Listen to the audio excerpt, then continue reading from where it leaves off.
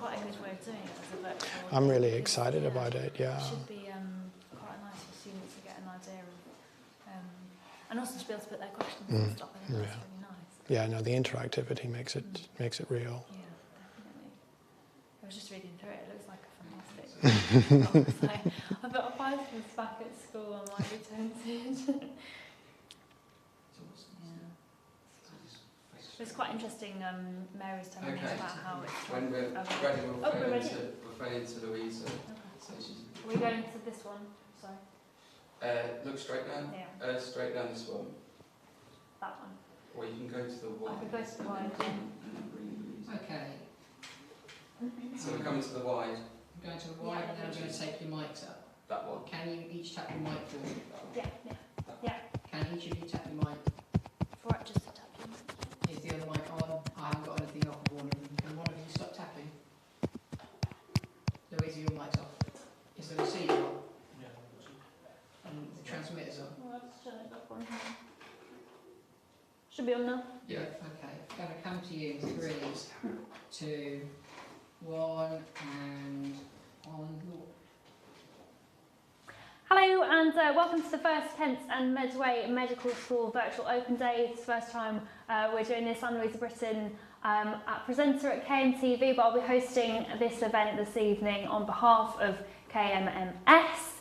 The event will begin with 2 short presentations, firstly by the founding Dean, Professor Chris Holland, who's sitting next to me, and then Dr. Anna Ramito, the Undergraduate Programme Director, who joined in July. There'll then be the first opportunity for questions, followed by presentations by Dr. Scarpa Skuman, a lead for assessments, and Dr. Philip Chan, admissions lead. Obviously, you can send your questions throughout this event, and we'll try and answer as many questions as possible. But please do note that we won't be able to answer questions about personal admission inquiries, but please do use the contacts page on the website www.kmms.ac.uk for this. In between, there'll be some short breaks between speakers to allow them to get into place. Obviously, this is our first virtual reality day, so we welcome any feedback at the end on what we did well, and obviously what we can improve on right at the end of the event, of course. So first of all, I'll hand over to Professor Chris Holland, founding Dean of KMMS, who is celebrating his first year here. Chris was the first person in his family to become a doctor, has been working in university and medical school leadership for a decade. He's an anaesthetic and intensive care specialist and continues to practice adult general ITU at King's College Hospital in London. So I'll hand over to you, Chris. Thanks, Louisa.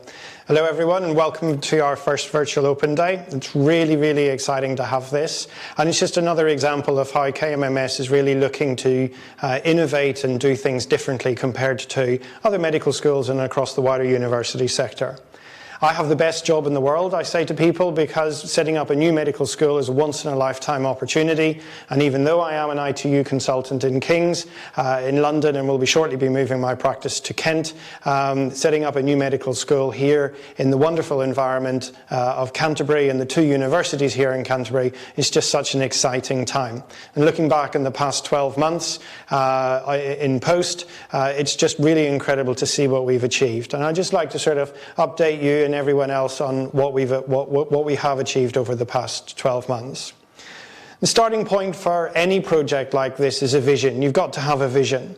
And some of our vision is informed by the things that we've been commissioned to do by the government and by organisations such as the General Medical Council. And some of those are the vision that we bring to Kent, and that we think that we can bring something back to Kent and give something back to Kent and Medway by setting up a medical school here. So we really, really do want to put education and research at the heart of our medical school from the outset. And that's terribly important, because whilst at the moment we have funding and places for 100 undergraduate medical students, we want those undergraduate medical students to have an experience that is informed and immersed in a research-rich and a research-led environment. And any medical school seeks to innovate not just in terms of undergraduate medical education, but also in terms of what its faculty, its members, its students, and its colleagues and partners give back, as it were, to the community in the forms of increasing the medical knowledge and the quality and standards of healthcare that we can provide to our population. We want people to want to come to Kent and Medway Medical School because what they see there is innovation in terms of not just our research, as I've mentioned, but our teaching. And we want our leadership to really channel that. So myself, I believe passionately that innovation is necessary for medical education in order to help graduates practice right through to the 2060s and beyond, but also to make sure that our leaders see that innovation as part and parcel of coming to work at Kent and Medway Medical School. One of the things that it's been very clear for all of the 5 new medical schools is that we really do need to look at what the country and the NHS requires. And so all of the new medical schools have really put very great importance on making sure that specialties such as general practice, community health and mental health are privileged and showcased within our programme to the same extent as some of the other more, shall we say, traditionally prestigious specialties such as surgery, medicine, etc.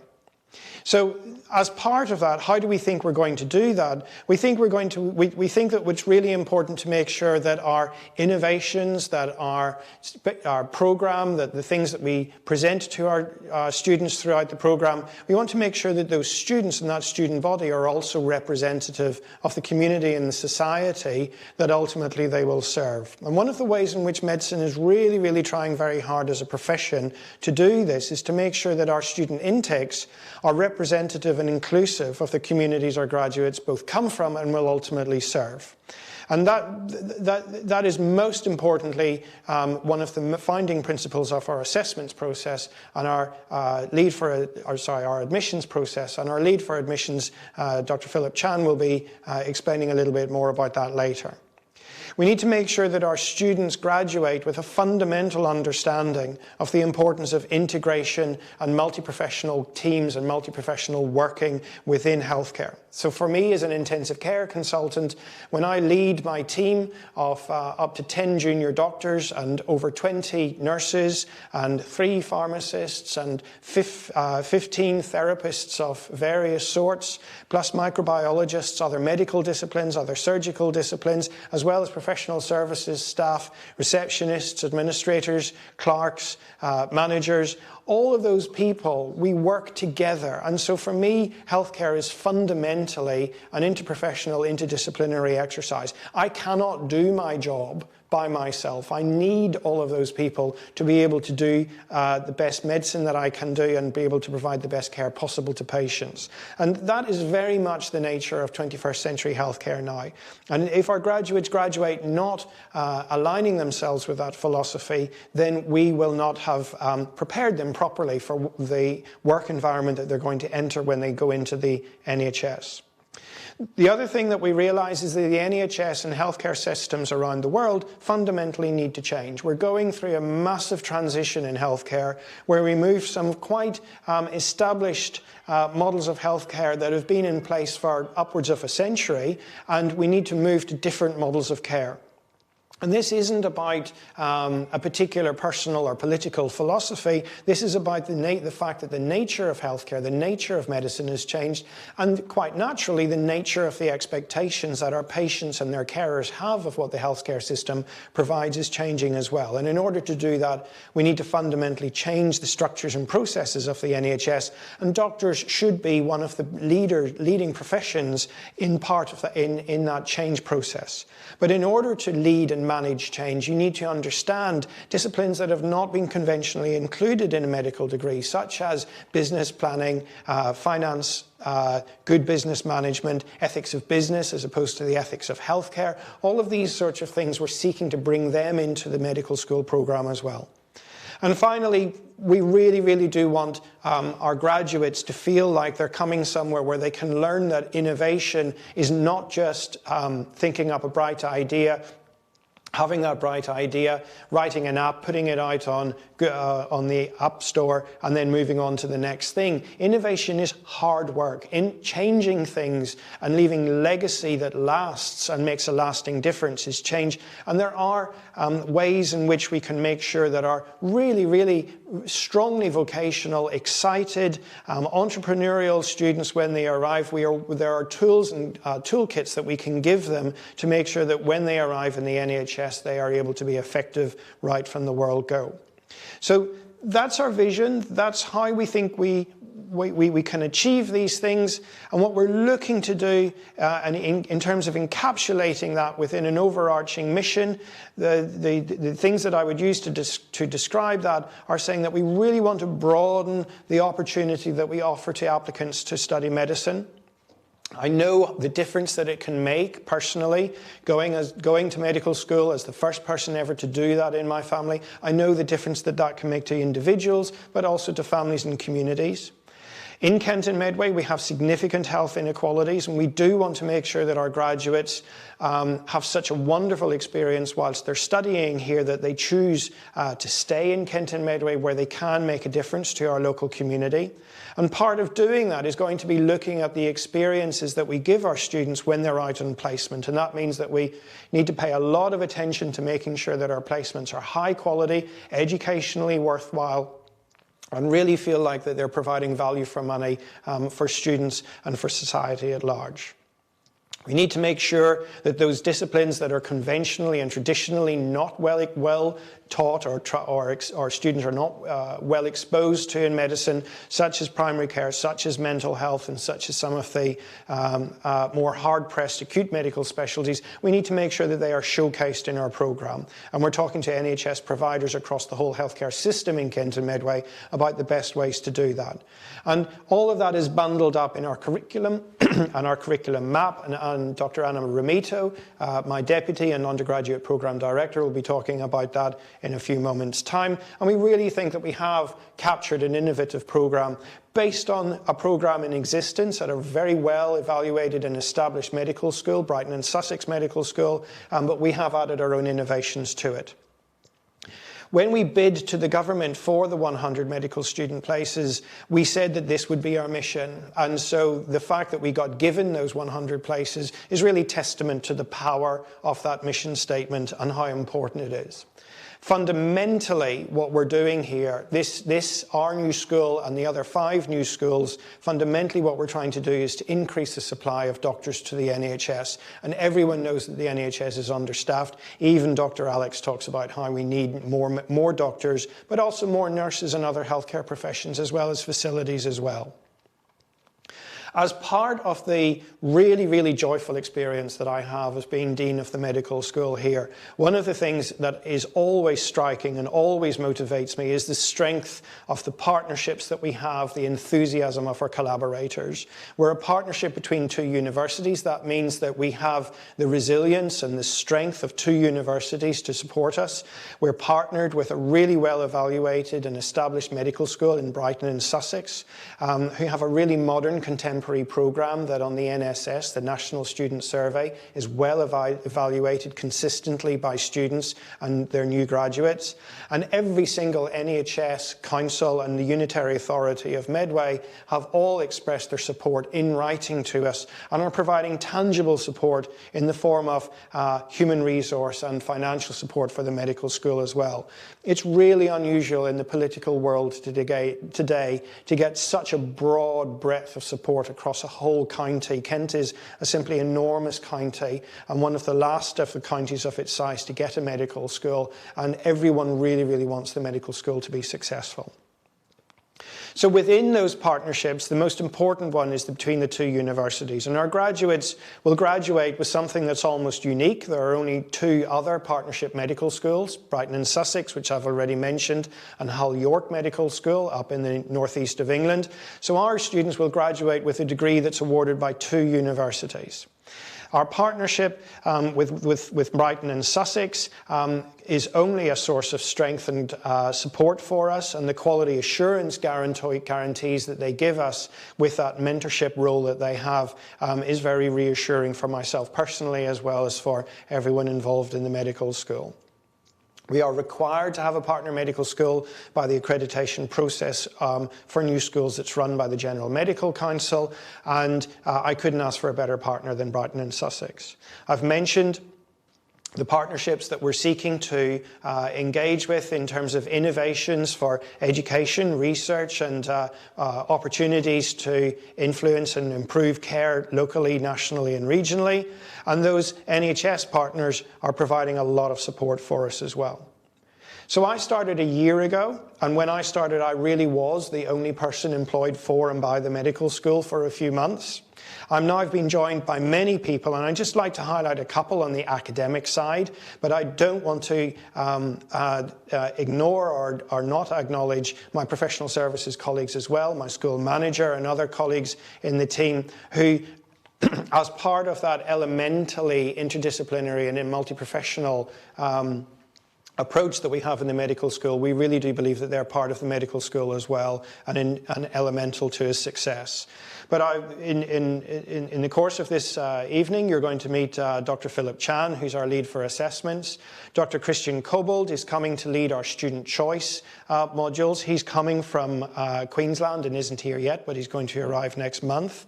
Stephanie is my school administration manager and school director of operations. Anna Ramito, who'll be talking after me, is a GP, and she's my undergraduate program director. And Dr. Scarpa Schuurman is an emergency medicine doctor working here in Kent, but he's come from South Africa to work here at Kent and Medway. Our general practice and community medicine team is led by Dr. Kate Needon, who's a very well-respected and established GP in Ramsgate, and Dr. Tutu Pupala and Dr. Narain Srinivasan are what are called salaried GPs working here in Kent and Medway, and the three of those wonderful colleagues form our GP team. So we're building a team. We have posts advertised now, and the continued expressions of interest and enthusiasm we get both from around the world as well as more locally and everything in between is testament to how excited everyone is about Kent and Medway Medical School. Human resource is wonderful and obviously part of a medical school, but the other thing that's really exciting about what we're doing is we're building things. And we have two really, really exciting new developments here in Canterbury, one at each university. So there's a large multidisciplinary science, technology, health, education and medicine, STEM building at Christchurch, and we also have a Kent and Medway Medical School building here at Kent, and both of those buildings are actively being built at the moment and are on plan, on target to be ready to give us the keys late June, early July next year. Within the two buildings in Christchurch, our students will learn alongside science, engineering and health students. They'll learn in high fidelity, interprofessional and very sophisticated simulated environments. And that's where our anatomy suite is going to be. So as a new medical school, we will be teaching anatomy using cadaveric dissection. And that we think is one of the really, really strong advantages of our medical school, our new medical school. At Kent, we'll also have some simulation facilities, for the first fully simulated GP surgery in Kent. So 2 consulting rooms and a reception room and a waiting area within a university building where students can learn consultation skills and patient examination. We have flexible seminar room space, and we have 2 dedicated computer labs for the medical school. And just to show, these buildings are actually being built at the moment. The one here at Kent, where we are this evening, is going up really very quickly indeed. Modern engineering is really amazing. It's almost going up like a Meccano set. The one down at Christchurch is much, much bigger. They've been building it for a bit longer, but they've managed to go from the lower ground floor to the top floor in less than 6 months, pouring what must be literally millions of tons of concrete, and we'll be topping that building out in October in time for a completion date in mid-June next year.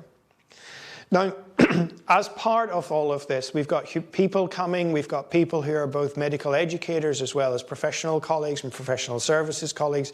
We're building things, but this is all planned, this is all thought through, this is all very, very much led by those missions and values and aspirations that I mentioned at the beginning. And one of the key organisations that's really keeping us on track and supporting us through this is the most important medical regulator in the country, the General Medical Council. And they have, for every new school, they have a 8-stage process that starts the day you put your hand up and say, I'd like to open a new medical school, and finishes the day when your first cohort of graduates graduates. So it's a multi-year long process.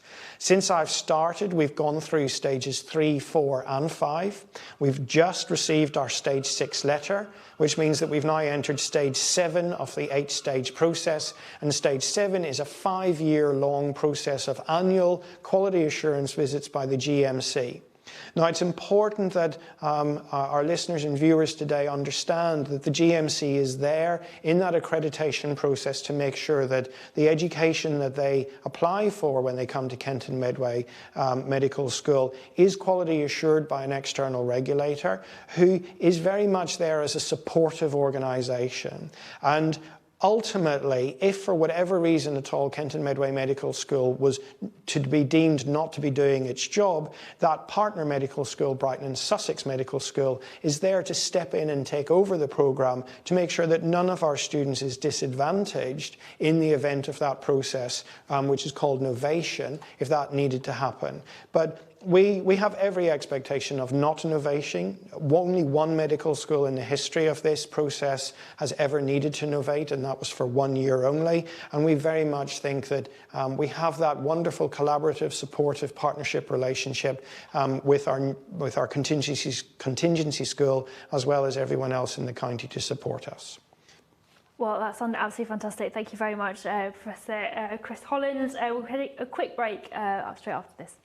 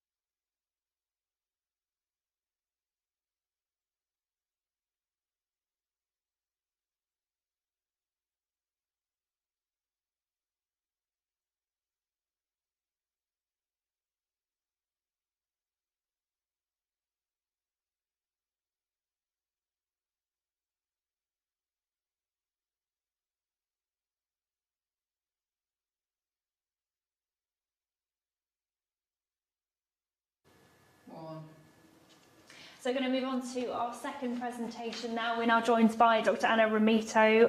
So I'll just introduce you briefly. Anna combines dual roles as a general practitioner and undergraduate educator. She's experienced in teaching clinical skills on placements in general practice and in medical ethics. Prior to joining KMMS, she worked at Imperial College London, where she was the curriculum lead for the Lee Kong Chian School of Medicine, a new medical school in Singapore, which is also a partnership school between two universities. As undergraduate programme director for KMMS, she has overall responsibility for the degree programme, including curriculum design, delivery and student experience throughout the course.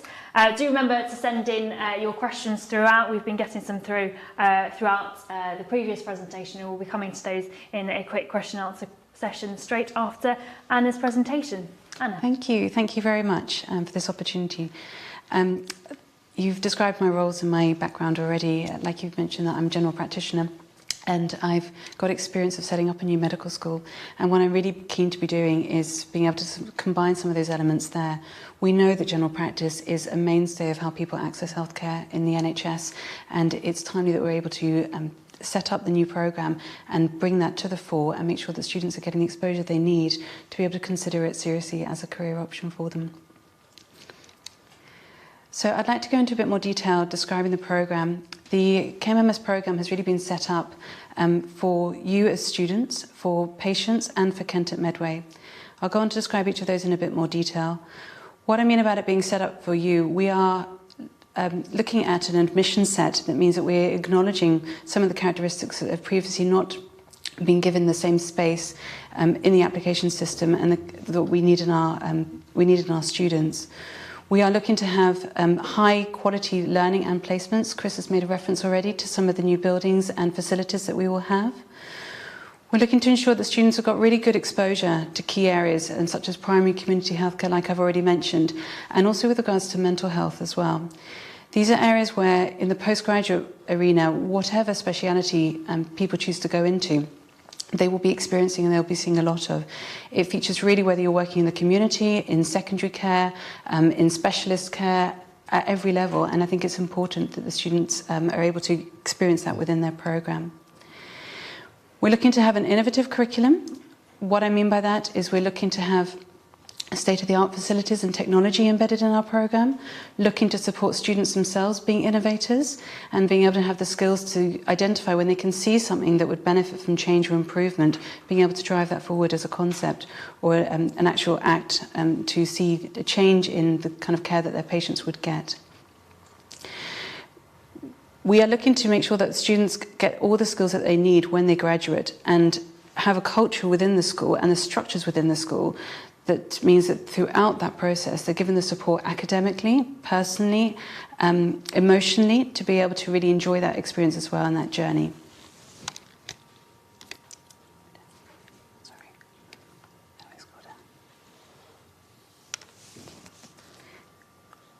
For patients, we know that patients' care needs are not being fully met. There are not enough doctors to be able to provide the care that our patients need and to be able to access healthcare services. There are shortages in the workforce in key disciplines, meaning that patients are.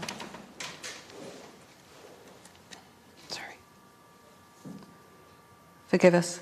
Sorry. Moving backwards and forwards with the slides. I've lost the mic. I just find it. Oh, there it is. It's not that. I think Mark, it's just the little slider down. There we go. There we go. You found it again. Thank you.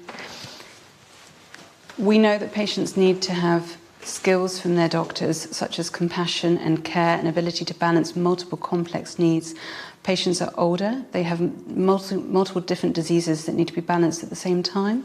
And we're looking to make sure that we have a programme that means that our graduating doctors are able to deal with that and handle that and respond to what their patient needs are. With regards to the region, Kent and Medway is an area in the country which has a shortage of doctors by comparison to other areas.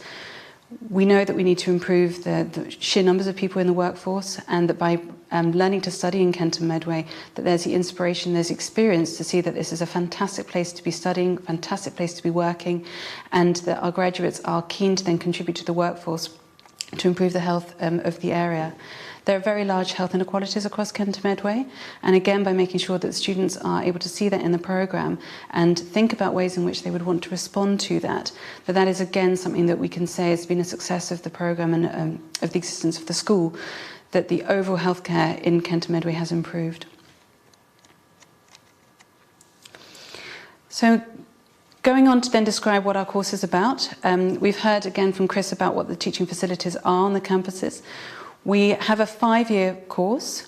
We're describing it as systems-based learning, and by that we're talking about body systems. So, for example, heart and lung, the cardiovascular respiratory system, gastrointestinal system, the nutrition, and so on, and that we can theme what are the sort of biomedical sciences along with that so that it's meaningful for students.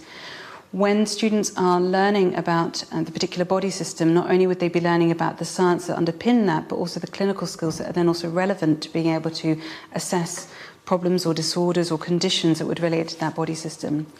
That's in part what we mean by it being an integrated programme. So traditionally, you would have more 2 years. Early clinical exposure would start much later on in the programme. You wouldn't have time spent with patients in the first 2 years of a programme. It would be primarily campus-based and science-based. And then you'd have the opposite being true in the subsequent years. You'd have a lot of time spent on the wards in the clinical environments. And what we're looking to do is to really combine those so that students very early on will get exposure to patients, spend time, in our case, with general practitioners and with other primary care colleagues within the first few weeks of their programme, and have week-long blocks at a time interspersed throughout years 1 and year 2, where they can put into practice the skills they're learning in laboratories, in the simulation suites, where they can understand what they've been learning from x-rays or from the labs and the cells, actually what that is like when it manifests in a person, and what the person's story is behind that. We have a new programme, and we're able to be very responsive to what are the contemporary needs of graduates right now. As opposed to being historic and traditional, we can look to say, well, what are our doctors needing now? What are they going to need in 5 years' time? Let's make sure that we embed that. Chris has mentioned already about our accreditation, our relationship with the General Medical Council, who have outcomes for graduates. Of course, our programme will be meeting those, but they are looking at things that are perhaps less traditionally recognised within doctors, such as leadership and such as teaching skills. We will make sure that our programme has all of that so that our students feel that the transition from them being students to being doctors is seamless and works very well for them. We're looking to have technology and innovation embedded throughout our programme. I've mentioned already with regards to innovation, we are able to make sure that our teaching strategies and our teaching techniques are innovative, and they're using modern technologies to really enhance that learning experience. But that also that students are given the space to be innovators themselves, and also that we are keeping abreast of technologies that are happening in healthcare, and that students are learning of that. So, for example, if it becomes a norm to have a particular function or a particular app that is used, that's something that we'd want our students to know about as well, so that they're really at the forefront. We have a number of opportunities for student choice throughout the programme.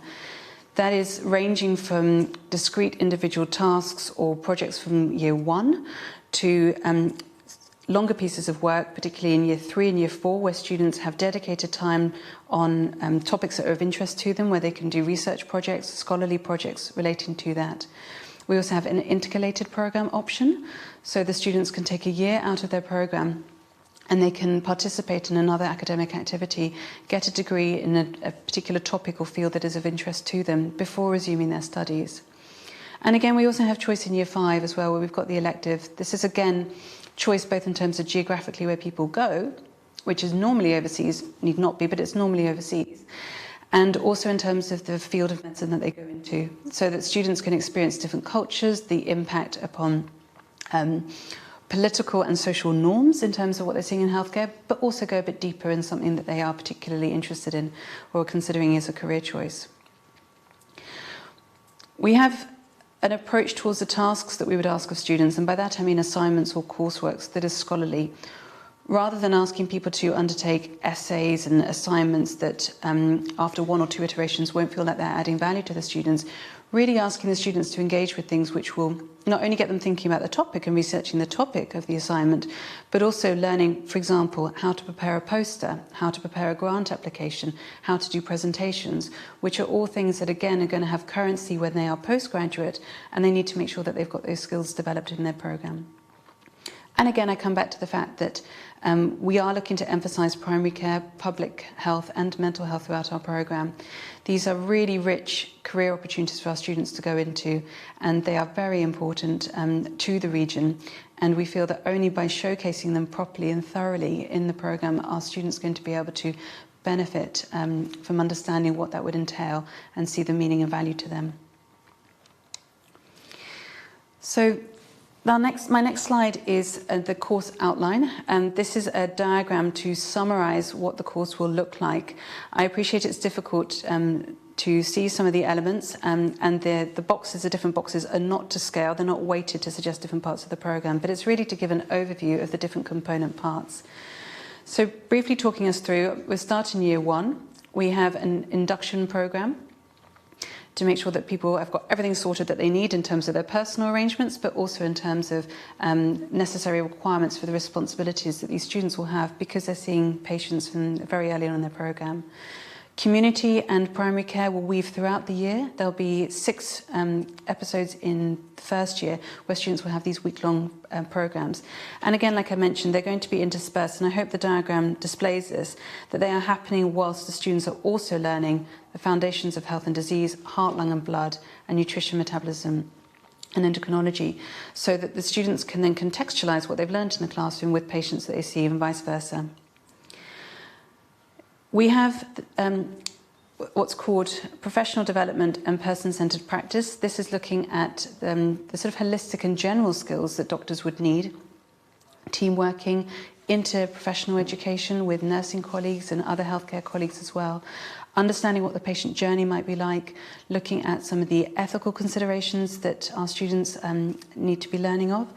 And that, again, will be sort of front-loaded in the programme, but will continue across the year so that students can, again, embed that with their learning of clinical skills and learning of the systems and the body systems that I referred to. And again, you can see the clinical skills is woven throughout the year, becoming increasingly more relevant as the students are spending more time looking at body systems and with patients. Year 2 follows a very similar model. The systems are different, and again, we're just working our way through the body systems, but the principles are the same. In year 3, we have key rotations in medicine and surgery. They are preceded by a clinical foundations course where students will look to consolidate the skills that they learnt in years 1 and 2 in the context of disease as opposed to the context of health. And woven again throughout the year, we'll have elderly medicine and psychiatry. We have student-selected components, which is an element of choice for the students to pursue. We have scientific basis of medicine so that the students are able to now look and reflect what they've learned early in the programme with the diseases they're seeing in the clinical rotations. And again, pharmacology and therapeutics, which is going to be relevant to what they're seeing in the hospital settings. In year 4, we get to experience, I've got intercalation there as well. From year 4 onwards, we get to have rotations that are other specialities yet to have been seen, looking at obstetrics and gynecology, paediatrics, infectious diseases. And within that, we then also have a vertical theme, which is the general practice and public health. So this again is going to be interwoven, as opposed to seeing general practice as a standalone and not speaking to these other specialities. In general practice, you will see patients who have obstetric concerns. You'll see pregnant women. You'll see people trying to get pregnant or with menstrual disorders. You'll see paediatric patients as well. So by having it as a longitudinal programme, we're looking to make sure that people can understand that the same condition may be seen in primary care, may be seen in secondary care, maybe a bit of both. Chris mentioned about the fact that we rely upon our colleagues to complete the patient journey. And that's true whether the journey is exclusively in hospital or whether it starts with the GP into hospital and vice versa, which is the majority of the case. Both year 3 and year 4 are concluded by integrated practice, and this is really looking to try and tie up what has been learnt beforehand, making sure that we can emphasise that patients rarely will come to us with a particular condition as a one-off. It's in the context of them as people, and it's in the context often of other diseases as well, and being able to assess that thoroughly, sense make of when we don't know what's going on with a patient. And again, in year 4, being able to then think about what would be the management plan when you've got these multiple different elements of patient care that you need to be putting together. Year 5, we've got senior rotations in key topics, for example, medicine, expanding that into emergency medicine and elderly medicine. Surgery, again, general practice and psychiatry feature again because of their importance. And then we have finals, and they're placed partway through the year rather than at the end, so that students can feel that they can achieve their knowledge by that point, demonstrate their knowledge at that point, and be able to engage with the electives when they've got the competences they need to feel secure, then going into a different environment and being able to put those skills as part of their learning package. Following the elective, they then will go into what we've referred to as preparation for practice. So really being able to embed themselves within the team, a typical team that they would join when they are then actively working after their year 5, and making sure that they feel totally comfortable with the responsibilities of being a junior doctor. Those responsibilities that students will have exposure to really throughout their programme. It won't be the first time that they come across them by any means, but by having the finals before that, they're able to then focus upon that as a true experience. Like I've said, they've demonstrated that they're competent to then go to the next stage, and this is a time for them to not be distracted by exams and assessment, but really to be thinking about feeling part of the team, and it's being very, very meaningful and ready for the next step. In summary, we have a school which has a very clear vision of what it wants to do, but it's also a school that's got a soul and a heart and a mind. We're able to seek and we're able to assess and we're able to incorporate new ideas and practices. We're not weighted down. We have excellent modelling and examples that Brighton can give us, and we're able to learn from their experiences. And again, we've got the richness of our 2 parent universities, University of Kent and Canterbury Christchurch. And we're able to pull these in the way that is going to be most meaningful to our students. So it's brilliantly flexible to be responding to what the contemporary needs are. The programme is structured in a way that there's very clear progression and development, so that students feel that things are being built on logically. There's not jumping around. There's transparency about what's being learned at different stages. And we feel absolutely confident that the programme will make sure that the students feel that they are fully equipped to have the knowledge, the skills, the behaviours that mean that when they do enter the workforce, that they can have fulfilling careers as part of the NHS that will make a difference to their patients. Well, thank you very much for talking us through the curriculum in a bit more detail. It was really interesting to hear. We've had several questions in so far, and in a moment Chris will answer them in a bit more detail. Dr. Anna Ramita is going to leave us for now, and we're going to move on to the question and answer session. But obviously this will, if there are any specific inquiries that are to do with individual entry requirement questions, these won't be answered this evening, but can be asked through the contact page on the KMMS website. And just to repeat that, that's the www.kmms.ac.uk. So we're going to come through to the first question and answer question. Lots of questions coming through during those 2 presentations. So Chris, Hannah, one of our first people to ask a question, has asked, what does innovation actually mean to me as a medical student? People aren't going to sign, they're going to be... That's a really good question. Thank you, Hannah. So we do think that the medical school itself, the act of coming to KMMS would be innovative, because it's an innovative school with innovative aspects of its curriculum. But what we mean by innovation is wider than that. So if we take, for example, my own specialty of intensive care, it's a specialty that's barely 50 years old.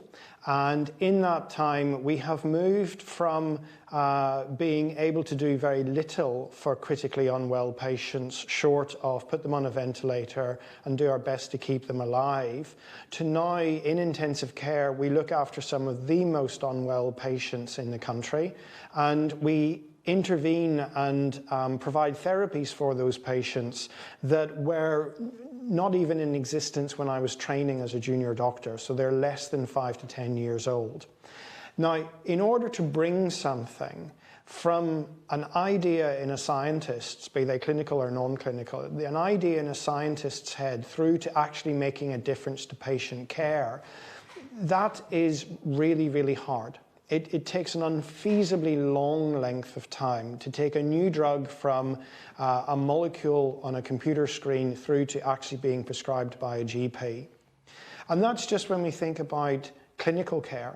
But if we look at the wider, more existential issues that we need to face within the NHS, where we really do fundamentally need to change the structure of the NHS, the way the NHS is paid for, the way the NHS is resourced, some of the aspects of social policy that influence the NHS. Would it make a difference if after Brexit we were to have chlorinated chicken from America in the food chain?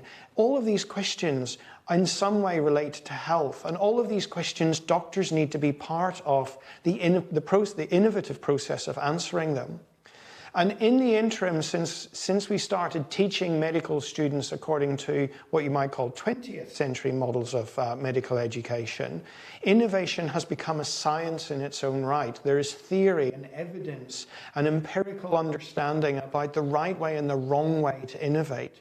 And what we need for our graduates is to be able to have the opportunity to teach them that underpinning theory and evidence, so that when they become doctors, they can immediately move out into the NHS, arrive in a new clinical environment and see a problem and understand the most effective way in which they can make a difference and effect change.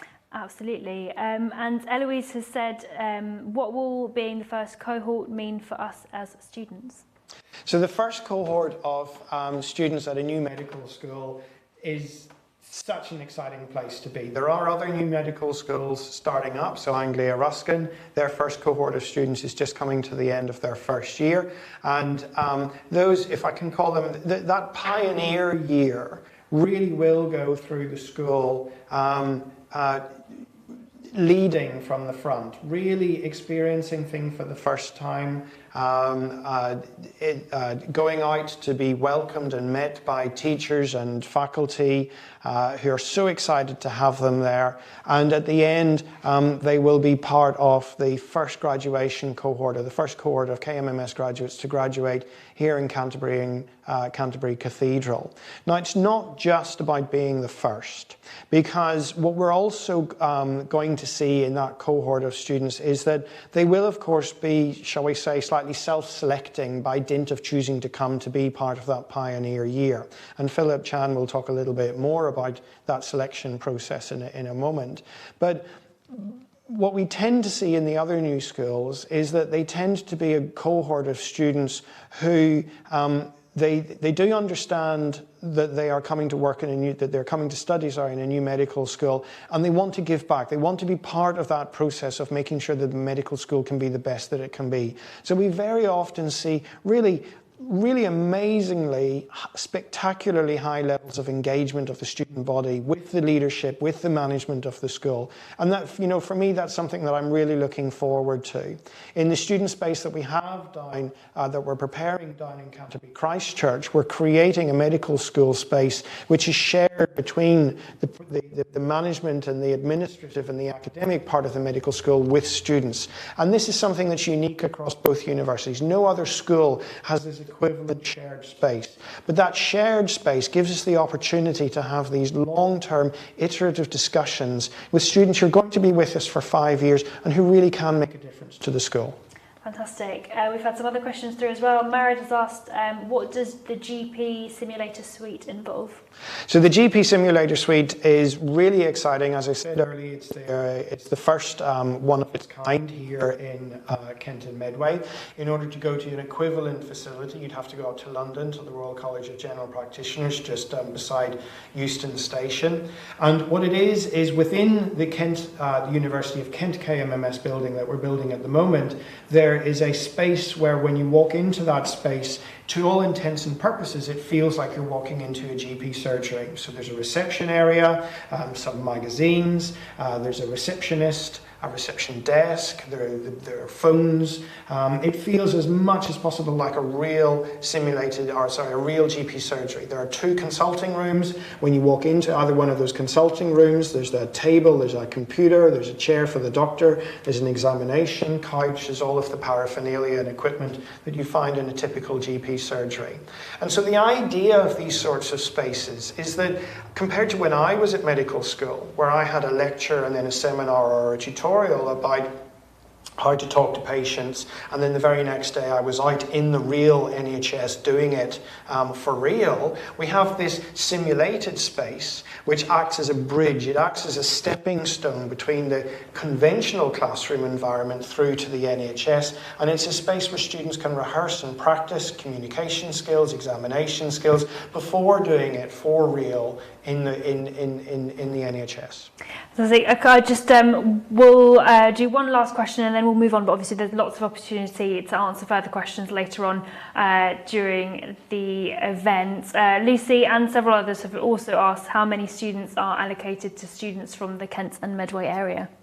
So there's not a quota system. All of our applicants will apply to us through UCAS.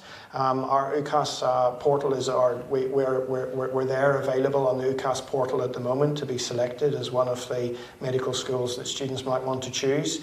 Philip will talk a little bit more about the nuts and bolts of the process, but certainly we do tend to see more applicants. All of the new medical schools tend to see more applicants from their local area than some of the more established schools do. And that's one of the reasons why we are here in Canterbury. Anglia Ruskin is up in Chelmsford, Aston is up in Birmingham, Sunderland is up in the northeast of England, and Edge Hill is over just north of Liverpool. The new medical schools have been put in places which are conventionally, shall we say, underrepresented in the wider medical education university body. Well, that's all we've got time for this set of questions at the moment. Thank you very much for answering those questions. We'll have more throughout the event, but for now we'll take a quick break.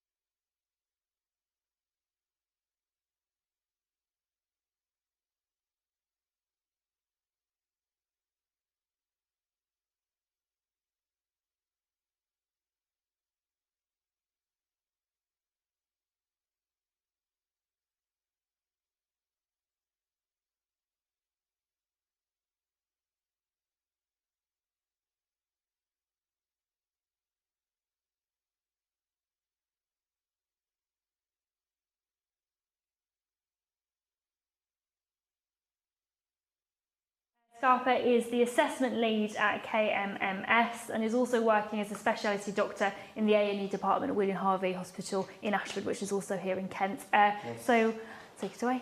Thank you very much indeed, and thank you everyone for the opportunity to share a little bit about the exams and the tests we need to use to ensure that our doctors that graduate from KMMS is sound and ready for practice and safe for patients. So if it's okay, I'm going to just maybe dive straight into the presentation to take the students, prospective students through this. So as Chris and the Dean has alluded to our vision here at KMMS, you would have seen that we are very keen to graduate a new cohort of medical students with the appropriate knowledge, skills and attributes to be excellent doctors. And those three words that I've highlighted, they are particularly highlighted because those are the things that we need to make sure our students are really well versed in and have the competencies to practice safely with patients in the NHS. So the KMMS assessment philosophy and strategy has been informed and influenced by a few role players. Many of those you've seen before, but I'll just run through them. So the first of all is our vision for KMMS, what we'd like to achieve here and how we want to do that. The second is obviously our partnership medical school, Brighton and Sussex Medical School, which is very important for us because the GMC requires us to mimic their program closely. We can make a few changes, but it should reflect that closely because we are a new medical school. Although we've received accreditation with regards to being able to enroll students, we're still in an accreditation process until we are fully accredited after our first graduating cohort. So Brighton is an important partner for us as we work closely with them. The other two is, of course, the partnership universities, as alluded before, the University of Kent and Canterbury Christchurch University, making sure that we are engaging with those two partners as well in the development of our assessment strategy. And then, very importantly, the regulator for the medical programs in the United Kingdom, the General Medical Council, which keep a close eye on the systems we produce to ensure the rigor and that we produce doctors that are safe for practicing on patients. And the GMC has actually produced a document called Outcomes for Graduates in 2018. And I just want to show the prospective students, just overall, you'll see the three outcomes there: the professional values and behaviors, which is sort of attributes; the professional skills, which is the skills that you have to practice medicine as a doctor; and the last one is your professional knowledge. So those are the three areas that link nicely to our vision that we saw earlier. And the GMC has actually said those are the big three, essentially, that we need to make sure our students are competent in as they progress through the course and as they graduate, so that we can license them as safe practitioners for the United Kingdom and the NHS. People can go and read that document. It's a freely available source, and the little bits of rosettes underneath the different aspects there.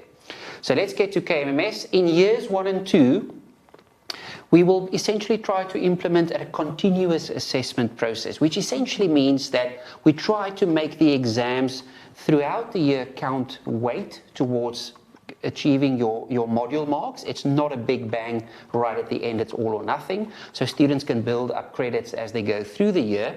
And we will have semester modules in those 2 years. And in the semester modules, there would be normally an end of a module test, which will count weight. And then at the end of the year, there will be further questions from a particular module, which will then be combined to form the result for the module for the student. If there is a year module, and there are year modules, we would have mid-year tests, which will be combined with some further questions from those modules at the end of the year to form the result for the modules there. So that's basically our approach towards the different types of modules in each of those years. The types of assessment tools that we'll use to assess the knowledge aspects, the professional knowledge aspects, is mostly multiple choice questions and short answer questions, which are all computer based. We are planning to be innovative in that space, to not use paper but use computers. So in the new buildings that Chris showed you here at Kent, there's computer labs specifically for KMMS, which we will use as assessment venues for our knowledge tests. We will also use some essays, mostly for scholarly and interpretive knowledge questions for our students to answer during the different modules. For the skills assessments, that's clinical skills, procedural skills, communication skills to practice safely as a doctor, we will use the e-portfolio, which will include some workplace-based assessments, which will, in the first 2 years, come through the immersion weeks where they go to the GP practices, where they have patient contact and engage with patients. And we'll also use some clinical exams, which we call OSCEs. And I'll explain OSCEs when the students arrive, but it's a very common term. So those are exams where we give students scenarios to examine patients and tell us what they think. So those are the type of assessments we'll use for skills. And then lastly, the values and behaviors, or the attributes assessments, we will use the e-portfolio process again, as I mentioned before as well, for skills, which includes WBA or workplace-based assessments and OSCEs as well to evaluate that in years 1 and 2. Moving on to the clinical years, here the students will go out to practice placements in hospitals as well as they'll engage with GP practices. So a lot of the prospective students are keen to get some hands-on experience in hospitals. So in years 3, 4, and 5, the students will have hospital experiences. And out when they go to hospital placements, there will be also continuous assessment processes during their times in the hospitals, where we will use workplace-based assessments, some case discussions, case reports, and an e-portfolio process as well. And at the end of those years, there will be another OSCE, a clinical examination, and an applied knowledge test as well. And then in year 5, the final year, which is also a hospital-based year and general practice, when they're in placements again, there will be the same processes we use in year 3 and 4, workplace-based assessment, case discussions, reports, and the e-portfolio.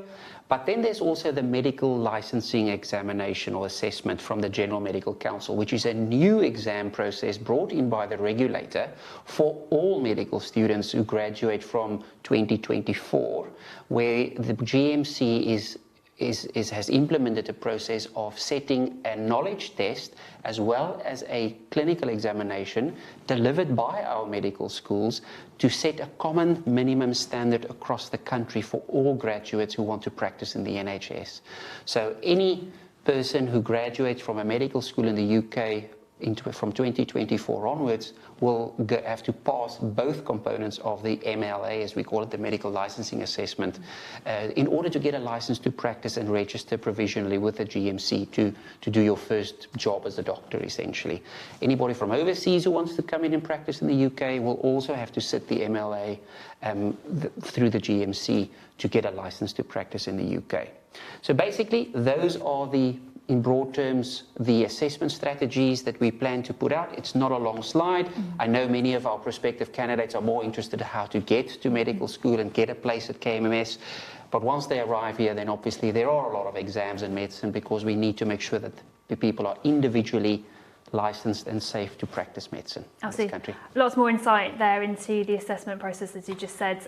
We have one last presentation, but for now we'll take a short break. Thank you.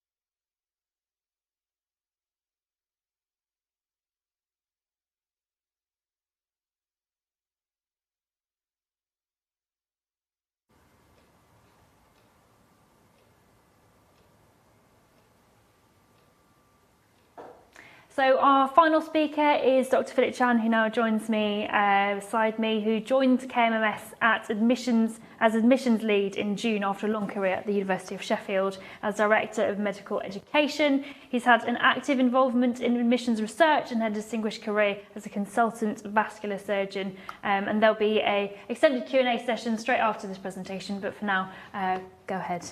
Good evening, everybody. I'm really, really excited to be here at Kent and Medway Medical School. I've moved across the country to be here because it's an unrivaled opportunity to do a good thing and to put into practice the many lessons that we've learned teaching students for many years before. So let me talk to you about admissions. I know that most of the questions that we've had are about admissions, and we'll try and get around to all of them, or at least as near to as possible, after I've given you the talk. It's only 3 slides. So forgive me, the first slide looks a little bit like a professorial lecture, and that's really to try and give you an impression about what I'm facing when I'm looking at all your applications. So I think that will help you to understand exactly how we go about it when I go to the second and the third slides. So the first slide just sets you out my problem. Right, my problem is that we know that medicine is academically very demanding, and it's full of exams, not just in medical school, but a lot of them after medical school as well. And so the selection process leans towards people who are successful at exams. The problem is that here in the UK, successful exam takers tend to be focused in particular good schools. Right? And those good schools are often those that are selective state schools or are in the private sector. And that is a problem because it reinforces many of the inequalities and the bad things about our society. Just have a look at the graph. What the graph shows, right, is that as you get wealthier from the top to the bottom of the graph, you live longer, that's the green bars, and also you live healthier, that's the red bars. And if we're drawing all our doctors from the bottom of the group, the wealthy people, who's there to actually look after the top bars? Are they getting a fair deal? Are people from that background getting a chance to enter medicine? And so the current system is that many potentially strong young people are not getting a fair chance at becoming doctors. So that's the widening participation problem that we're facing in the UK. How we're going to deal with it is that we are going to focus on people who are academically strong.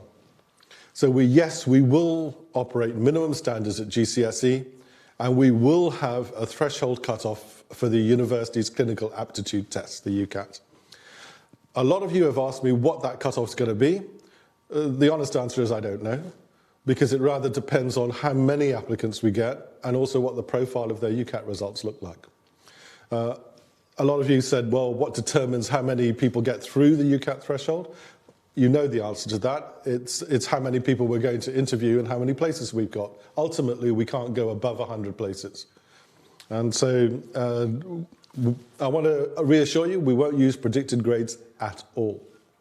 And that's because they're often wrong, and they're often wrong in a bad way, right? In that people from good schools tend to have very high predictions, and people from not so good schools have very low predictions, and it doesn't always work out the way that it's predicted.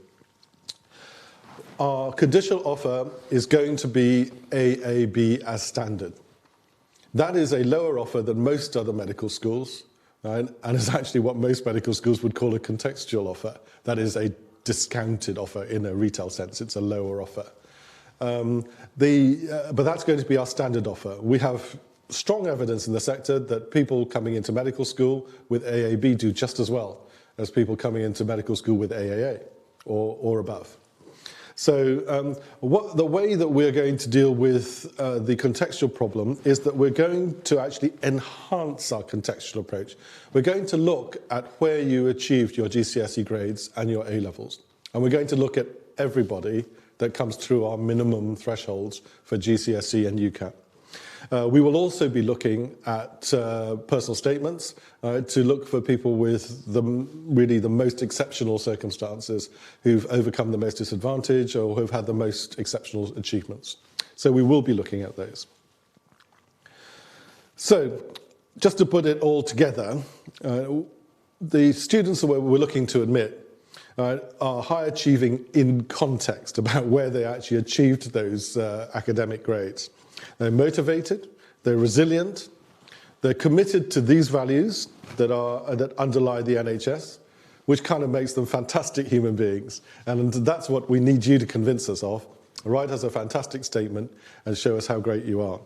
We are more impressed by your deeds and achievements than what you say you're going to do or what you say you might do. So I look forward to interacting with you all and reading through your applications, but meanwhile, happy to take a few questions. Fantastic. Thank you very much, Dr. Philip-Chan. We'll move on to our extended Q&A. There's been lots coming through, and do keep... Let's just get through them. Exactly. Let's get through them. We have part of the admissions questions. Philip has asked, Saguna has asked, what would be required from IB students? That's on our website, so please look up our standard offer for IB on the website. Fantastic. And we've had some questions emailed in earlier as well. There's questions coming through. I'm just trying to sift through quite a few of them, sorry.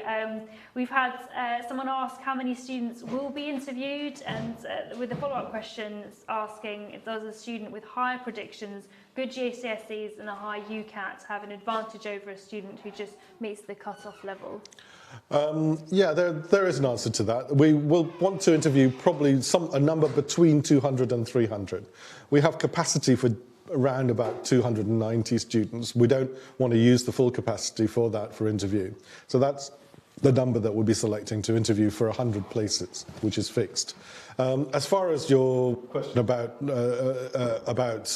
whether you're going to get preference once you get to interview, the answer is no. Once you're at interview, you're all back on the same equal level, and so we don't use predictions at all. But if you come through the GCSE and the UCAT thresholds, you're back on even standing with everyone else. Fantastic. We've had another question through from Diana asking what is the criteria for the contextual offer? Yeah, the contextual offer I think Diana is referring to is that we will give a lower offer than AAB, a discounted offer. But that will only be in very selected circumstances. That will be dependent upon achieving your A-level or IB in the face of quite a lot of disadvantage, particularly if your school is not, where you're sitting your A-levels and IB is not achieving very highly. Just moving on here, Shannon's asked, that question's disappeared just quickly, but there's another one from Nancy that's asked, does that mean going to a lower performing school will put you at an advantage? Only if you achieve highly from the lower performing school, as highly as everybody else from a highly performing school. The answer is yeah, I think you can read that as what contextualization is all about.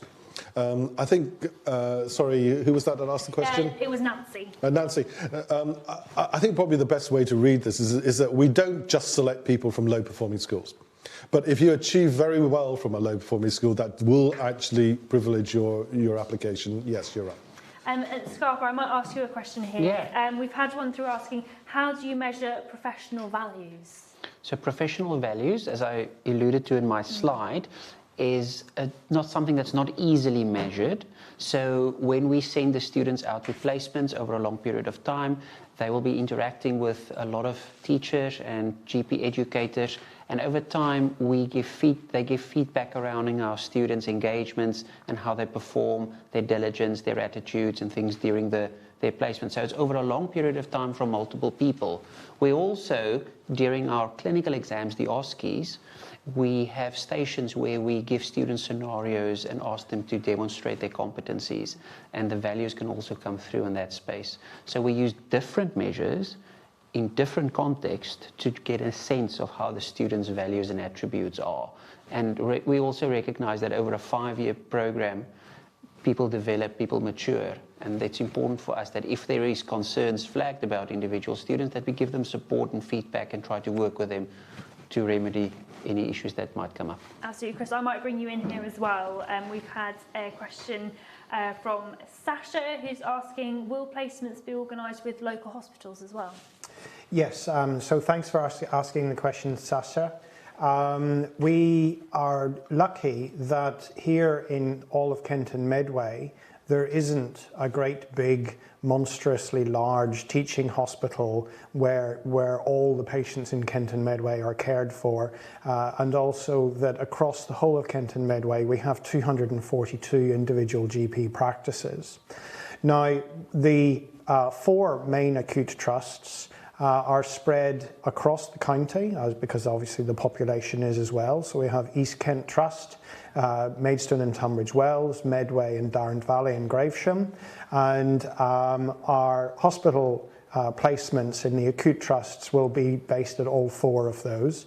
There's one community and mental health trust across the whole county, and then there's another community health trust in Medway as well. And so again, that pan-county, pan-unitary authority trust allows us to have a very simple relationship with the trust. That means that our students get exposure to all of the opportunities available And no matter where the students go, they can be assured that they're having an equivalent experience that will be appropriately standardised. In community and general practice, the 242 GP practices have just been reorganised into 40 what are called PCNs, primary care networks, and we're in conversations with those PCNs about, again, achieving an equitable and even distribution of placement opportunities across the whole county.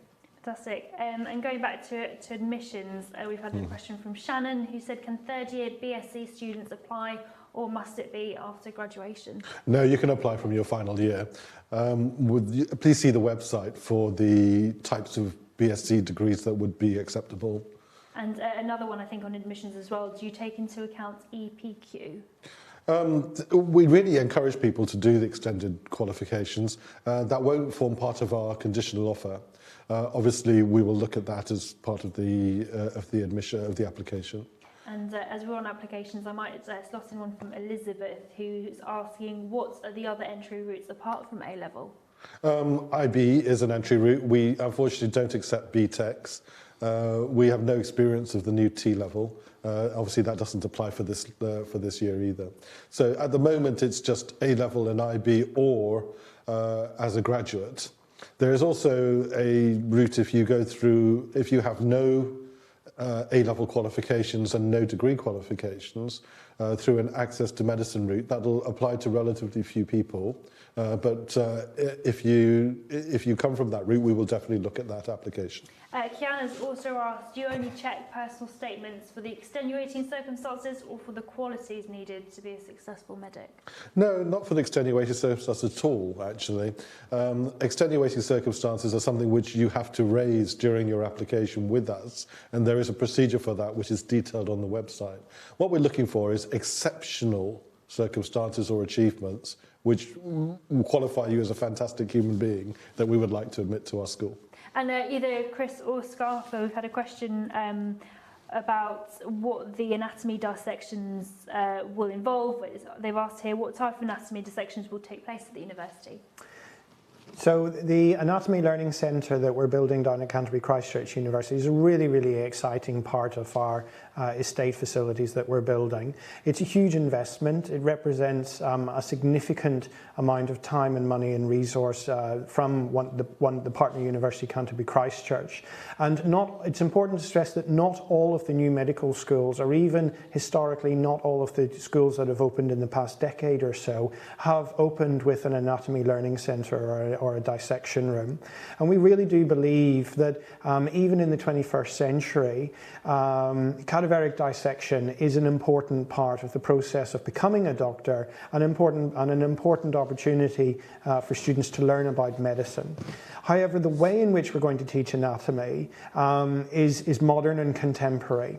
And so the students will not spend the full 2 years bit by bit dissecting one cadaver, which is the way that I experienced it, and I'm sure that both of my colleagues here, similar to what they experienced as well. They will do dissection when dissection is important, when it is important that that sort of quality of interaction with the cadaver gives them the necessary learning, an opportunity to learn that they need. But then when it's more important to actually have a more, shall we say, intellectual appreciation of the structure of the body that we're looking at, then that would be when a prosection would be used.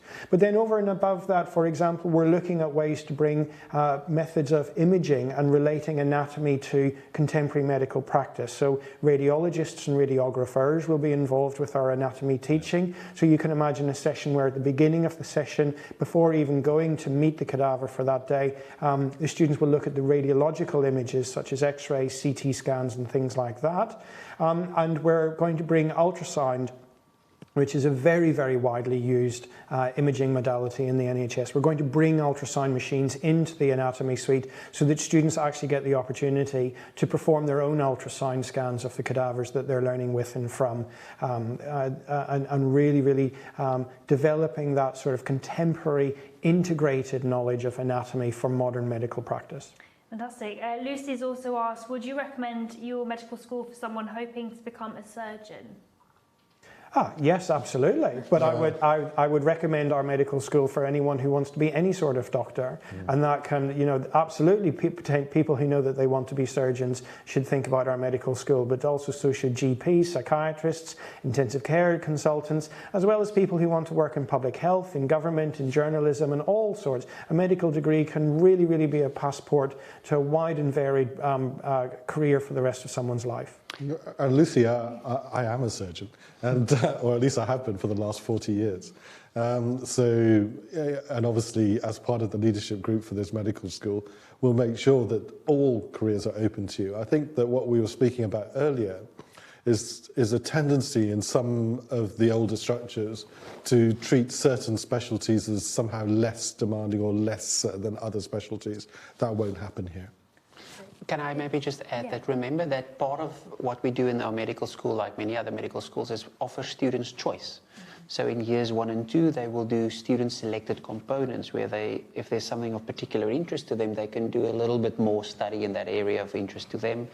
They will be able to intercalate to a degree in a subject that's really interesting for them, what's on offer, and they would be in the 4th year the individual research project, which they can also do further research in a field of their interest, and then the elective as well to do that. So there are areas in curricula, and the General Medical Council asks that of all medical schools to allow students with particular interests to go down a particular interest route and study it further.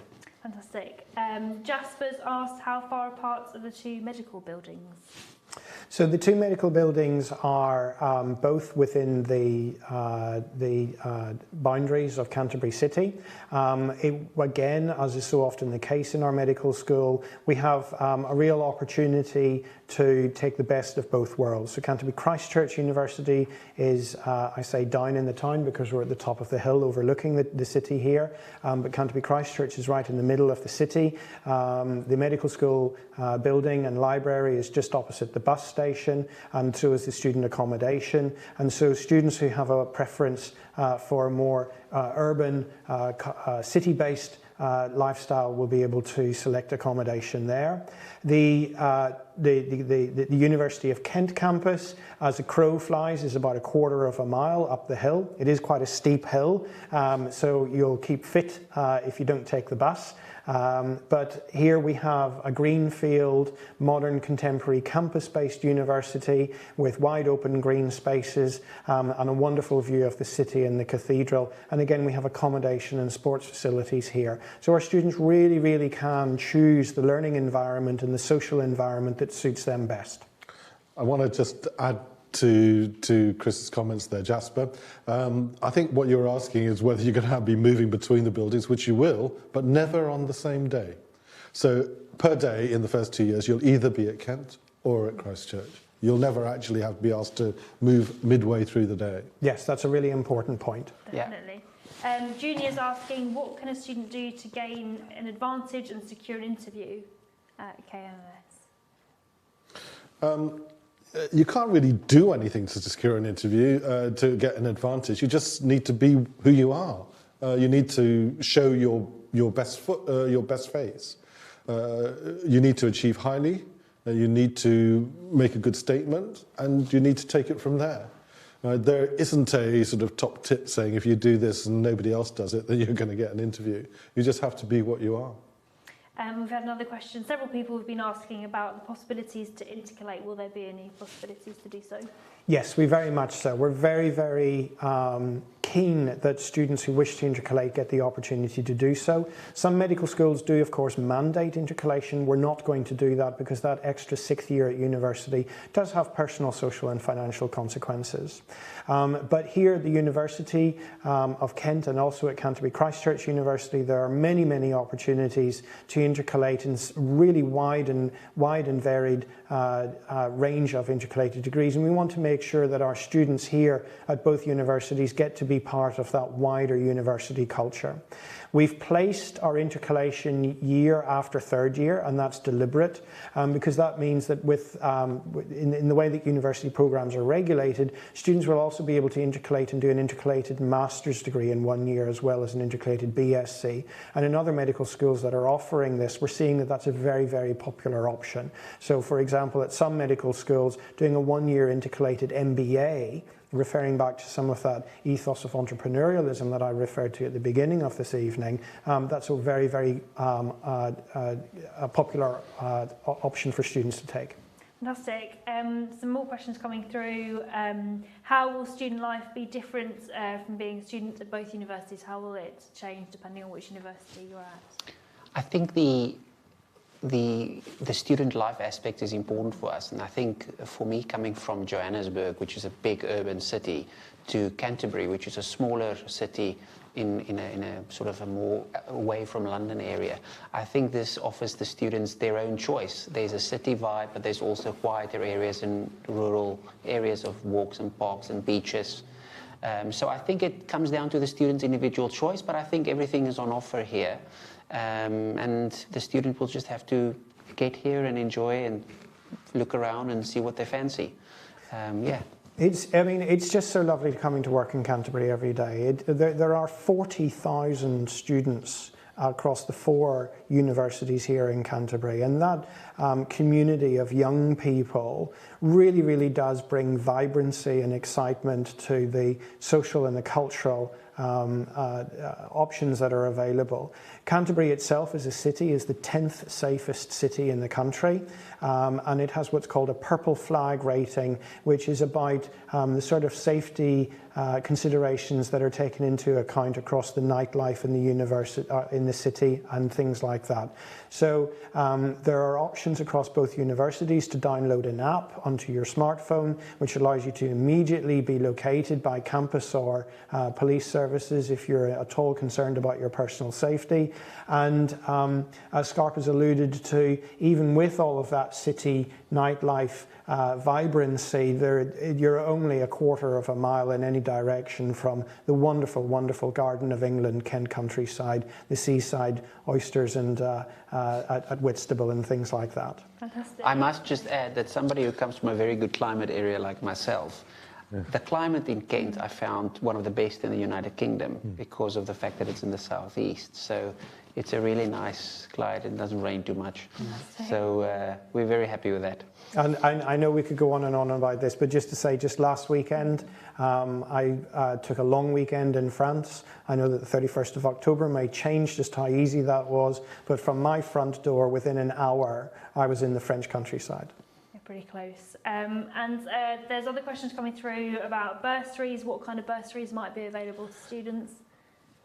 Yeah, we are fundraising, and Hills Edridge has been very successful in some ways. We will be offering bursaries to students. We still have to finalise some of them. We at the moment have at least 1 or 2 confirmed full fees for bursaries, but we're really just finalising the conditions around that. So we haven't publicised or offered any yet, but there will be some financial help on offer, and there'll be some conditions attached to it, but we don't know what they are yet. And another question, I think someone alluded to it a bit earlier about postgraduate study. Are there plans for postgraduate programmes? Very definitely. So we're building both buildings to make sure that they make available the infrastructure and opportunity for postgraduate study and research. Surgery in the Anatomy Learning Centre, for example, GP education here. The Kent and Medway Medical School building here at the University of Kent has been designed with the concept of being a conference centre in mind and things like that. In terms of, so we're very much looking to make sure that the medical school becomes a hub for postgraduate medical education within the county. Obviously, in order to offer intercalated masters as well as other postgraduate options such as PhDs, we need to build that a menu of options. Our first cohort of students who might be interested in doing a PhD will be entering the system and the market for PhDs around about 2024-25, and we're very much starting that conversation now to make sure that those opportunities are available. A couple of questions more again about enrolment. Can nurses enrol for medicine and the UCAT school? Yeah, we welcome applications from degree level nurses. They're subject to the same 2-1 minimum requirement as other postgraduates. So yes, nurses can study medicine. In fact, some of the best doctors that I've known actually had a nursing background. I've already said about the UCAT threshold. Nurses won't have a different UCAT threshold to anybody else. And that has not been set yet and is dependent on the volume and quality of our applications. Kiana's asking, what would a typical timetable for a medic be at the school? So that's going to change from year to year. It'll almost change from term to term. But broadly speaking, our golden rules of timetabling are, most importantly, wherever you start the day in terms of our university campus, you finish the day. In terms of the weeks which are campus-based, which are predominantly years 1 and 2, they will involve sessions of conventional lectures and seminars and small group work, and they can happen on either campus. The more specific teaching and learning activities such as anatomy, clinical skills, professional skills and simulation, they'll happen in specialised facilities which are mainly down at Christchurch but not wholly, for example the Simulation GP Centre here. And then clinical placements obviously happen out in the NHS across the whole of the county. When we get to years 3 and 4, those clinical placements are predicated on the idea that students will be out and living at the site of clinical placement for the whole of the academic year. So almost all of year 3, 33 weeks of year 3 will be spent living at the site of clinical placement, and 43 weeks of year 4 will be spent out on living in those sites. So again, it's 2 or 3 years away from today, but we're already talking to those placement providers about making sure that that quality and standard of accommodation is going to make sure that our students have an excellent experience.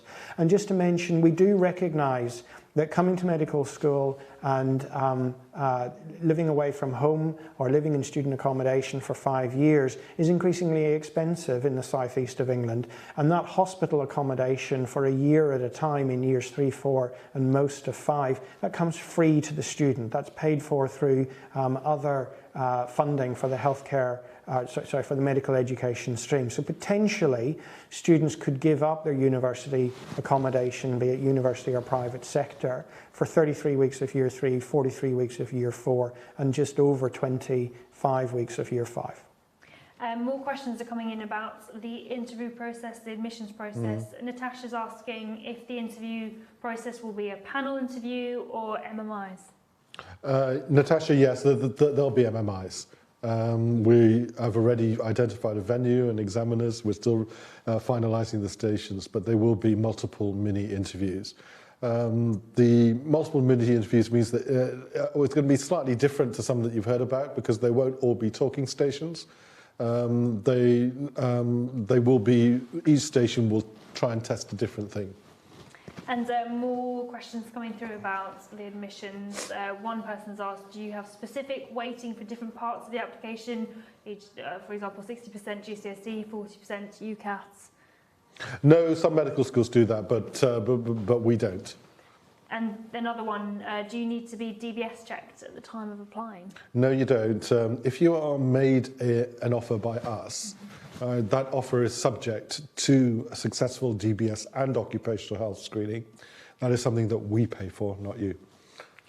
More questions about the programme and the courses. Will students have access to new technology? Oh, absolutely. So I've mentioned ultrasound as an example of how we're going to teach and learn. We will, of course, have what's called a VLE, a virtual learning environment, so the intranet website for the programme. Both universities lecture capture or video record sessions and then post them on that VLE to make sure that students can refer back to those learning opportunities as and when they want. Scarpa might want to say something about the portfolio and the way in which students will be able to interact with that whilst they are on placement and demonstrating their professional competencies. Yeah, so the technology we'll use is the e-portfolio, which students will have access to capture some of their engagements and feedback and reflections of their placements, which we will then use to form part of their portfolio for professional development and maturation. We monitor that. So it's not necessarily a new technology, but it's certainly where technology plays a role in managing students on placement and capturing their learning in that space. Yes. Fantastic. Elizabeth is asking if there's any plan for an accelerated graduate entry. No, we are based on the programme at our contingency medical school, Brighton and Sussex. They only offer a 5-year degree, and so will we. Accelerated medical degrees, as you build a programme like ours, which is integrated and systems based, it becomes very, very difficult to remove a year out of the programme, because everything is by definition integrated and relates to everything else. Another question, will clinical placements mostly take place at community placements, or are they based at hospitals as well? Both. Both. Yeah, so as we mentioned, that year 1 and 2 is mostly in general practice. The placements in immersion weeks, which is interspersed during the academic years.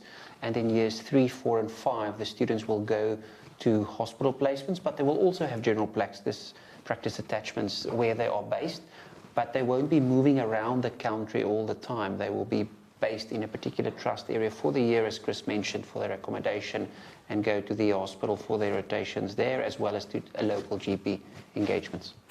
Just quickly, we're having lots of questions about whether you'll give preference to local students. I know we touched upon it slightly before, but we are getting several questions about it, so it might be worth mentioning again in case people are joining, since that last question was asked. Clearly, one of the missions of our medical school is to serve the people of Kent and Medway.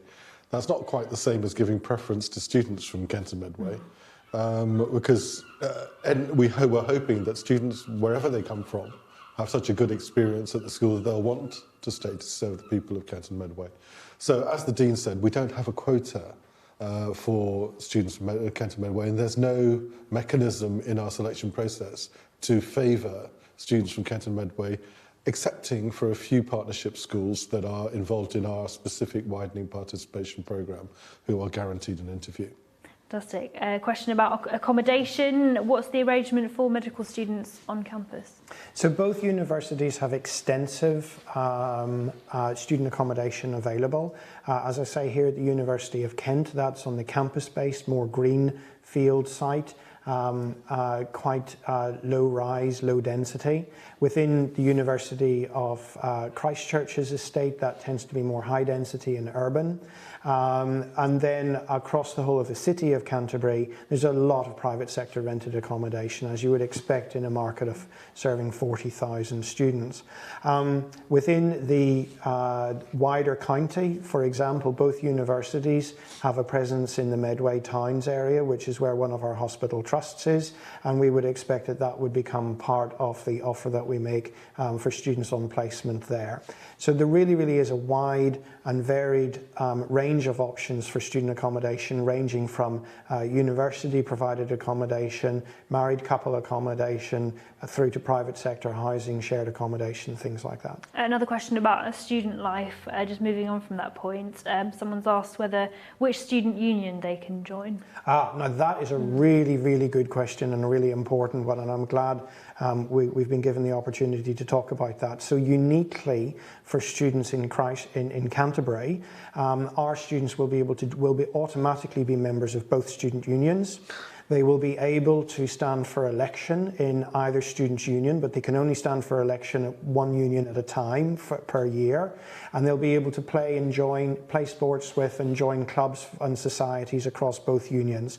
When it gets to sort of issues of representation, such as in the British University sports leagues and things like that, they have to commit to one team. Otherwise, they could end up playing themselves because both universities do have teams in for example the rugby league and things like that. There's also the opportunity, both university student unions are very excited about the medical student body arriving, and they're very excited about the new flavour that that's going to bring to the existing clubs and societies, and the sorts of clubs and societies that we hope the medical school students will themselves want to open and drive. Yes. Fantastic. Other questions, several questions have been coming through about accreditation and when the school will be accredited. I think it was touched upon in the... I touched a bit on that, yes. So there's been a process since the founding of the school and Chris's appointment about going through the General Medical Council's accreditation process, which is very rigorous. We've now reached the stage where we've been given permission by the GMC to recruit students and go forward towards opening the school.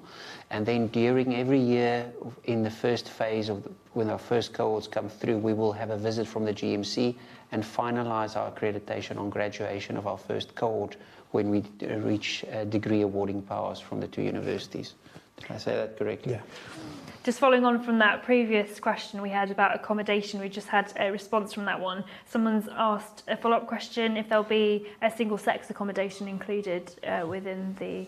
We do have that availability across the estate of both universities, yes. Fantastic. Other questions coming through. Are elective abroad self-funded or is there support from the university?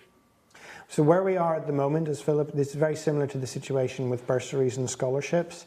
The elective is 5.5 years from now, so we are in an active conversation with donors and philanthropists about supporting that. We are certainly keen to make sure that all of our students get the opportunities that they want to have through their elective opportunities. Most medical schools do have some scholarship bursary arrangements available, but the majority of students do self-fund their elective times abroad across the medical school sector. A question from Marid. Do you believe that students and their education will be impacted by the fact that they're the first cohort? I think that's a great question. And one can imagine that students don't want to feel like guinea pigs. I think the first cohort is a very exciting cohort for us because we will obviously make sure that that student cohort gets a lot of support and we'll have close engagement with those students. That's one of the greatest things about Kent and Medway Medical School. It's 100 students.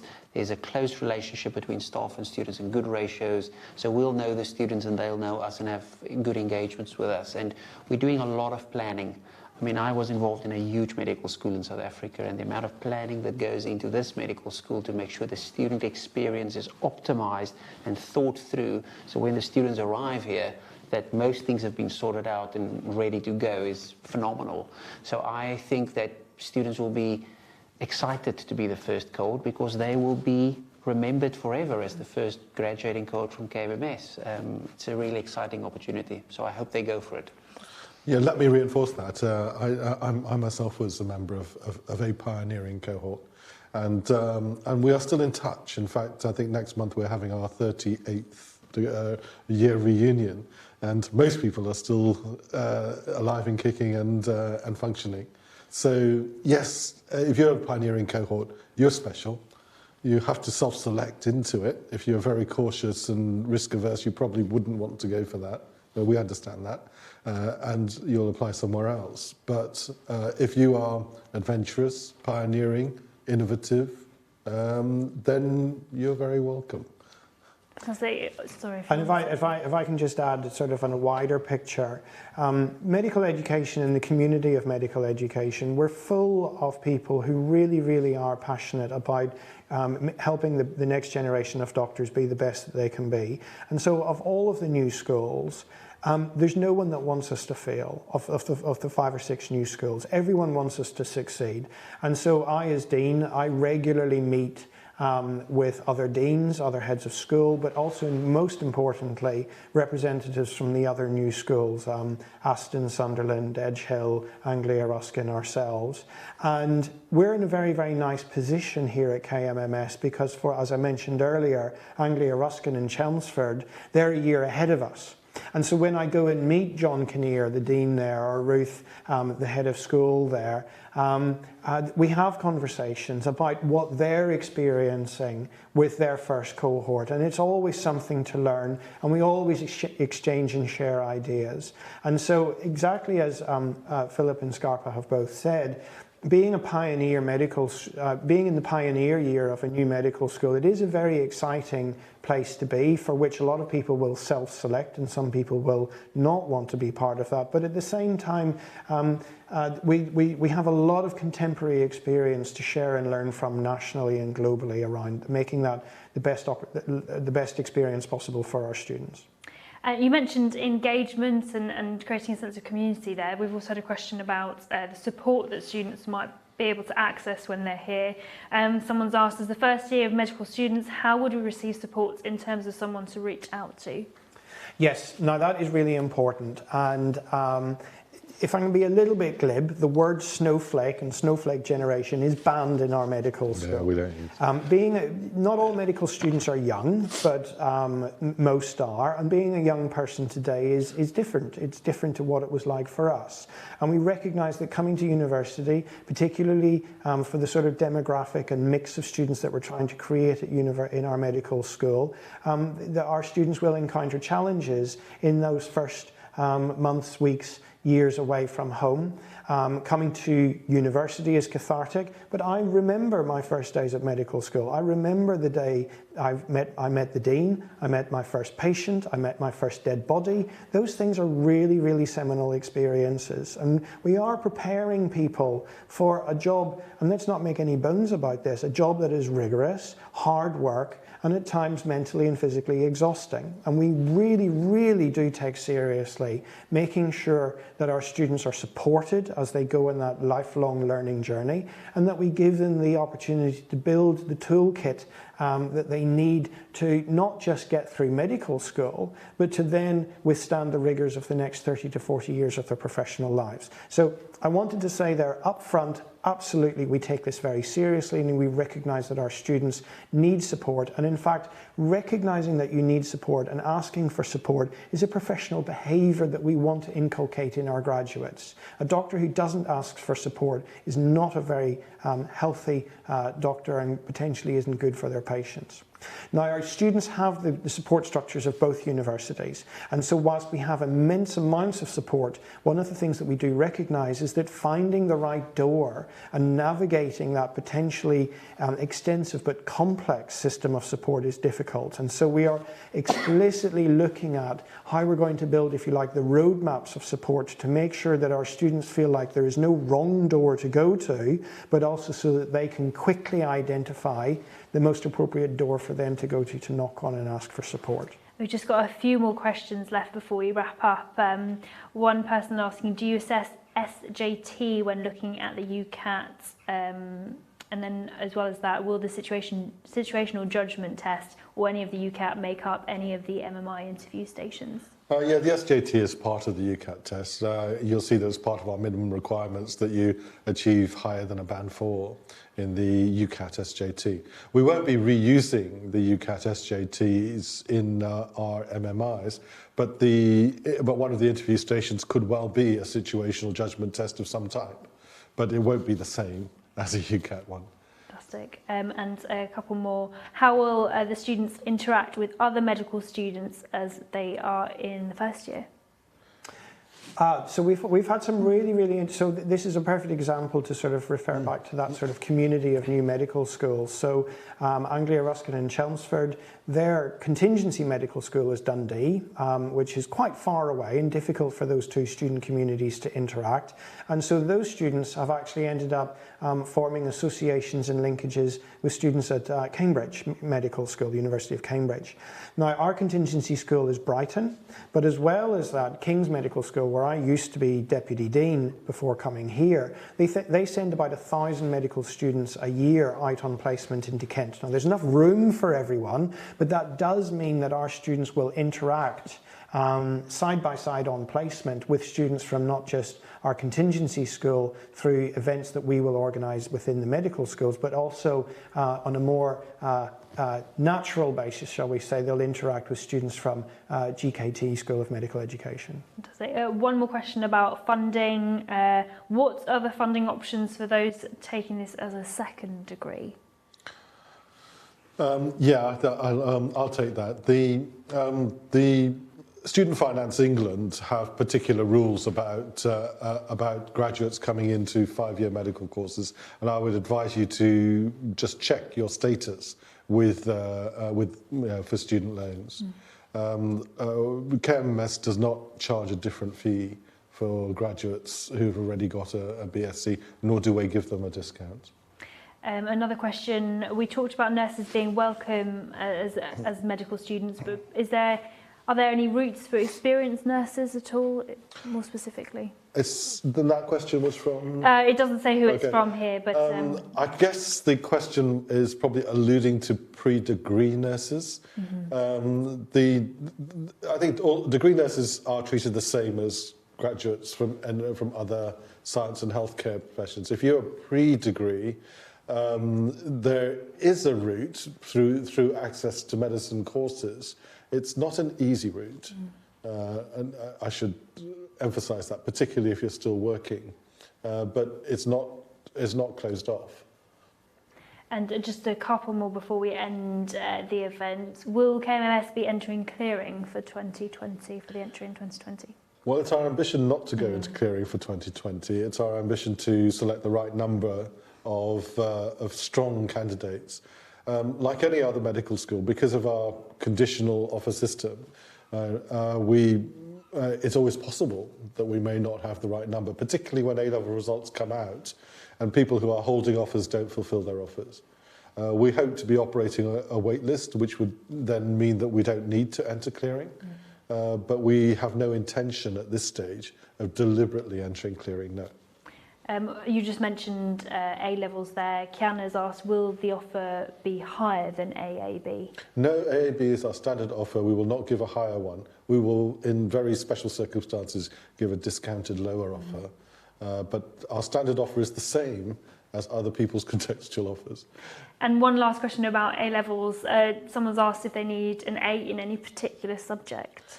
No, that's not stipulated. You need 2 A's actually, but the 2 A's can be distributed through through the subjects. Yes, on the website. Just have a look on the website and you'll see exactly how we stipulate the requirements for chemistry and biology and such like. And one last question, we are getting through all of them here. Lovely. Is the course problem-based learning? I don't know if that's already been answered before, but it might be worth someone rewatching, but if not... So when you go on websites like the Student Room and things like that, you very often see people having discussions where the 3 broad types of courses, or the 3 broad ways in which courses are described, are conventional or traditional, problem-based learning, and systems-based. And they really do refer to, if you like, the format of the structure of the modules of the program. I would say that our program is fundamentally a systems-based program, but it will have elements of more conventional lecture-based approaches to teaching and learning, as well as opportunities for students to do group work and be more self-directed and problem-based in terms of their learning strategies. Just one last one, just as you were saying that came through, sorry, just as it's one of the last ones, I will ask it, but it can be quite a brief answer, I reckon. Will you offer more than 100 students places? Yeah, actually everybody in the sector offers more than 100 offers, because we recognise that students sometimes reject their offers. Some students will accept us as conditional insurance offers, which particularly as we give a lower offer, and that means that if they achieve a higher grade, they'll go to their first choice, their conditional firm acceptance. And unfortunately, some people won't make their offer. So yeah, everybody in the sector gives more than the number. On average, medical schools give out twice as many offers as they have places, but they don't do them all at once. Right? And so don't expect that to hear immediately after your interview that you've got an offer. What all medical schools is they do it bit by bit, right, to see what the response is like before they give out the next group of offers. And for people who do have more questions, where's the best place that they could head to? Maybe the website, and there are some other open days coming up as well. Yes, so we have the website, kmms.ac.uk. There's FAQs on the website, and there's the opportunity to ask questions via email there. And we have more open days coming up in this UCAS cycle, as well as for next year's UCAS cycle as well. And the dates of those are on our website too. Yeah, and if anybody wants to come to Canterbury to look around, yes, there are open days. I think it's the weekend of October 5th, 6th. And yes, there are medical school talks scheduled during that weekend as well. Fantastic. Well, hopefully that's answered all the questions. We've got through all the questions who put those questions in. But that's the end of this event here, previewing the Kent and Medway Medical School. Thanks for joining us. Thank you. Thank you, Louisa. Thank you very much. Thank you.